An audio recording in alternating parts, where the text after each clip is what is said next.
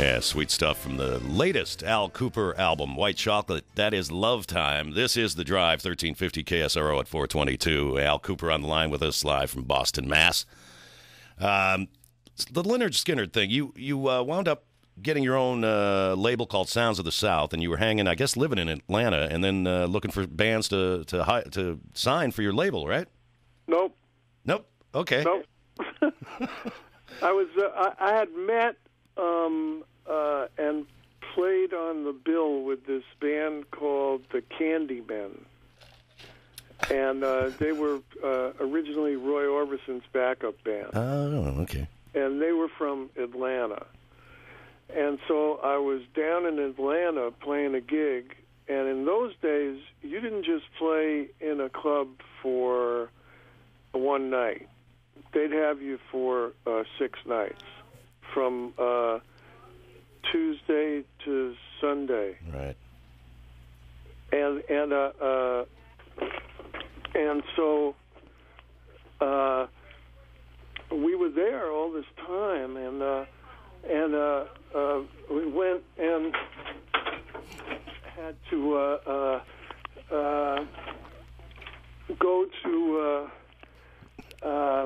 I got invited to the studio that they had, and me and my band went down there and we jammed with them, and it was a great studio.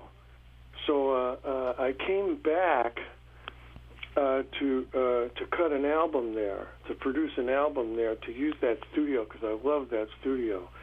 And we'd work every day from about noon to 8, and then I would go out every night because it was 1972, and it was a pretty great town, Atlanta, then. Yeah.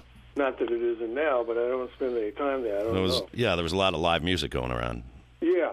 So so we go to this club every night. We hung out at this one club. And the second week, they changed bands, and they had this band, and I went, what is this on the marquee, the Lynyrd Skynyrd?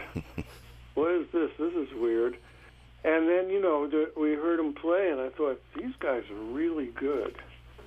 Really good. And then, I'd hear them every night. And it really grew on me.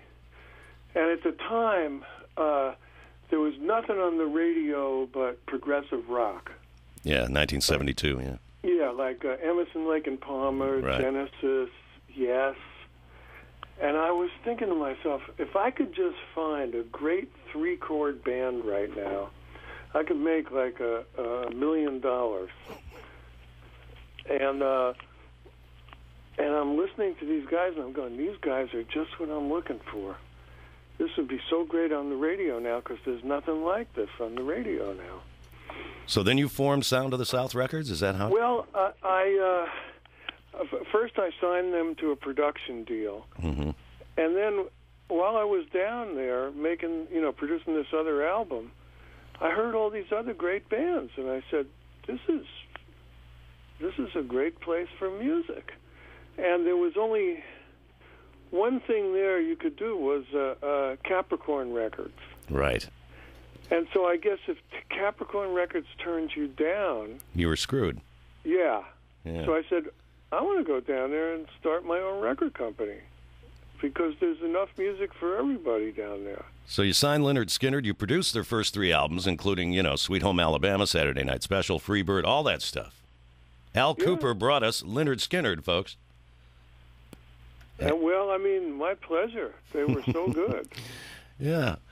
Pretty amazing. And then, of course, the work with Dylan. You were actually a guest at, with the producer Tom Wilson invited you, as far as I know. No, I'll tell you right now, I ain't telling that story. Okay. I told that story 1,000,000 times. Oh, I'm sure you have. Plus, it's in that Scorsese movie. Oh, right. So that's the only thing I won't do. Okay. Tell that story. All right. I already told it earlier anyway, so. Oh, okay. That's fine. So let's see, what else? You're celebrating your 50th year in the music business, which is amazing. No, that's over tonight. Yeah, okay, you celebrated your 50th year. Yeah. That's over at midnight. You were inducted in October into the Musicians Hall of Fame, right? Yeah. That's pretty cool. Oh, it was so cool. It was on the same bill with other people that were inducted were Booker T and the MGs, Dwayne Eddy, the Crickets. Wow. Just incredible. I mean, I was really honored and flattered to be, on the bill with those guys. Yeah, no kidding. And I saw you here about a year and a half ago. I guess it was at the Russian River Blues Festival with the Funky Faculty. That was a great show. Yeah, that was great that we could play. See, I don't get to play on the West Coast with a band. Right, because it's usually solo because of the cost. Just because they won't, can't get enough money to bring the band out. All right. So that was wonderful that guy hired us. Yeah, that was a special show, man. Very good. I've always wanted to hear the funky faculty with you. Easy for me to say. There's a tongue twister. But I figured I'd have to go back east to do it, so I was really surprised and happy when you were able to bring them out here for the Blues Festival. Well, I'm glad you got to see that. Yeah, it was great, man.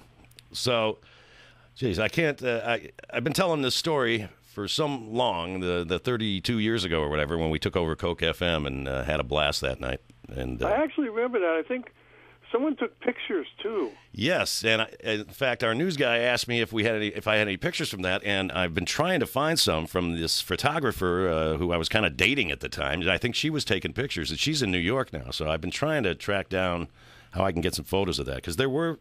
I think she was there. I think it was her, and she was taking photos. Yeah, I had pictures of that at one time. I don't know. I don't have them now, though. That was a fun night, man. Yeah, that definitely was. Well, I mean, eventually I lived in Austin for a while. Yeah, after that, you moved there in 1980, right? Yeah, something exactly. Like yeah, and then you produced a Joe Ely album, which I love. Oh yeah, he was great. Yeah. So, what's next? It's the dates. Mike, you got the dates? I forgot to pull the dates out, but it's I don't know. I think it's the 7th at the Throckmorton in Mill Valley. Yeah. And then the 8th in San Francisco at Book Passage. That's it. Yeah.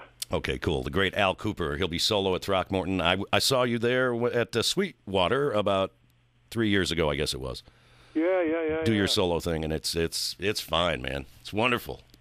Boy, Mill Valley's changing, huh? Yeah, unfortunately Sweetwater's gone. Well, not only Sweetwater, but the greatest record store in the world. Right. They just closed recently. Last Village year. Music is gone. Village Music, yeah. And then also a great Chinese restaurant. Really? Well, forget Jen something it was called. I think the Yuppies took over or something happened. I don't know. Are there still Yuppies? Yeah, there are. I guess. My sister's a Yuppie. Oh, I'm so sorry.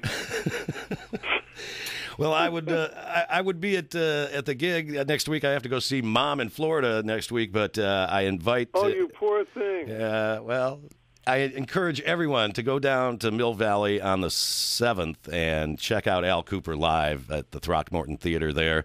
He'll be at Book Passage with his book Backstage Passes and Backstabbing Bastards the next night on the 8th.